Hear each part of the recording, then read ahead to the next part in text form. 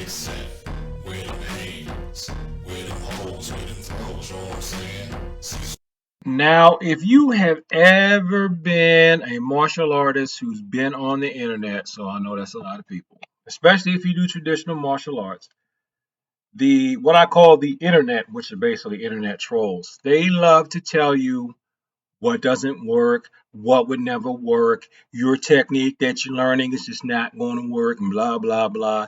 And if you ever try this, it's just going to backfire. So you should never train this stuff. You should only train. And a lot of these people are usually, a lot of these people that complain, they usually are like somebody that does a combat sport. And not all combat sport people do this. And I mean, I do combat sports. So they'll say that you should just study whatever style that I think is better than your style, or even if my style is no style at all, it's like you should just not bother training, or you should just have a gun and you're always going to be able to get your gun out and shoot someone. People who come up with any type of excuse to think that an intricate technique would not work. So the thing I'm going to talk about is gun disarms, and here's somebody doing a gun disarm. A lot of people think you should even practice gun disarms, but here we go. We got somebody doing a gun disarm. And one of the criticisms they have is when you're practicing a gun disarm, a lot of times the person teaching to you will say, well, if the person is pointing a gun straight at you, and they usually have the attacker stand with their hands stiff, and they'll tell you that nobody moves like that.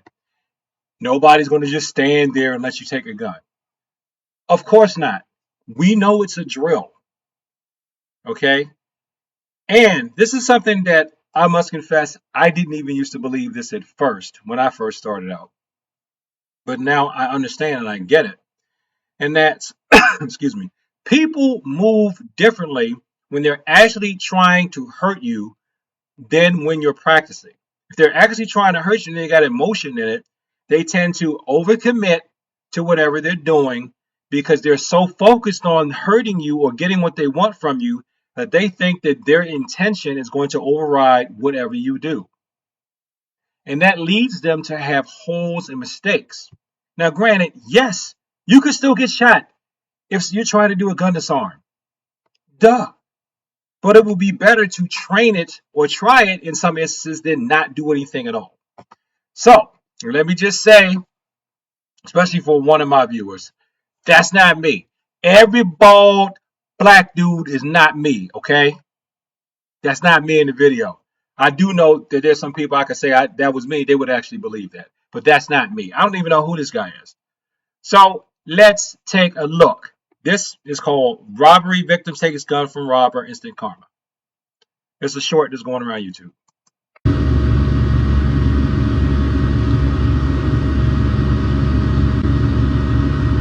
Okay, we gotta loop back through again. Here we go.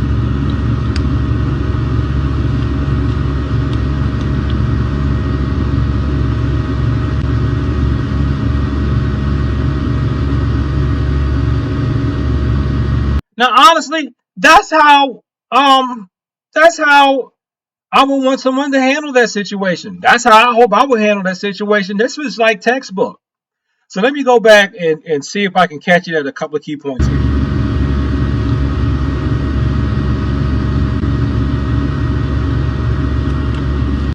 Well, first of all, from a strictly ITF Taekwondo standpoint, if we want to link it to something in forms, I think it's this move in a form.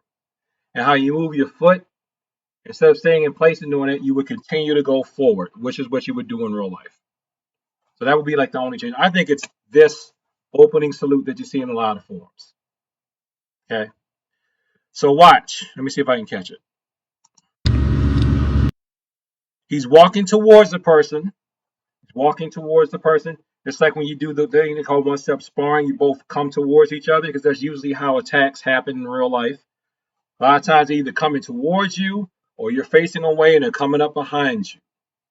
Okay. But the violence is moving towards the target, just like in your one-step sparring drills.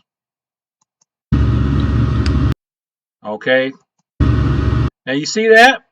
See how he's got his arm out here? You may not be able to see it. He's got his arm extended out right at the target. He's got his arm extended out. Just like how if we were practicing it, your instructor would tell you to have the person hold out their arm so you can practice the disarm. You see in real life, he's got one hand out and the other hand is down, just like this motion that you see. Let me turn this motion that you see, something similar to this. You see a motion like that, right? Where one hand is up and the other hand is back here. That's just like how people see Ashley move one hand out, other one is bent and not engaged. People think that somebody's going to be coming at you with a weapon. We'll pretend that this is a weapon. Let me turn it around so nobody thinks I'm trying to. So they'll think that this can is a weapon, and they think that somebody's going to come at you like this, like for real. If they're really trying to victimize you in a crime, they're coming. No, they're not. No, they're not. They have confidence in the weapon that they're using against you. So why would they do that? Because most people, if they get caught and they see the weapon, they're just going to comply. This guy did.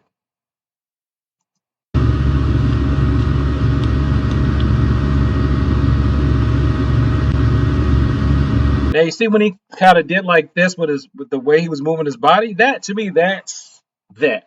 When they tell you to come up here, and come down, and do this. Come up here, push out, come all the way back in, down and up. I think we can apply the opening hand salute to this. So instead of hitting, you would be grabbing at the thing. You would get off the line of the fire as possible. Come in, push out, grab it, and take it. Just, hey, if something's coming right at you and you can, just try to take it away from the person. Okay, so that nobody's going to stand there and do this and all that other stuff. And I'm guilty of thinking that way sometimes too. But I got to remember, we all got to remember, when people are really trying to hurt you, they move differently. And I don't know, but I suspect that he was well aware of his surroundings because he managed to. Bald guy here was probably aware of his surroundings, probably sensed the energy, and he managed to not let the attack get fully off.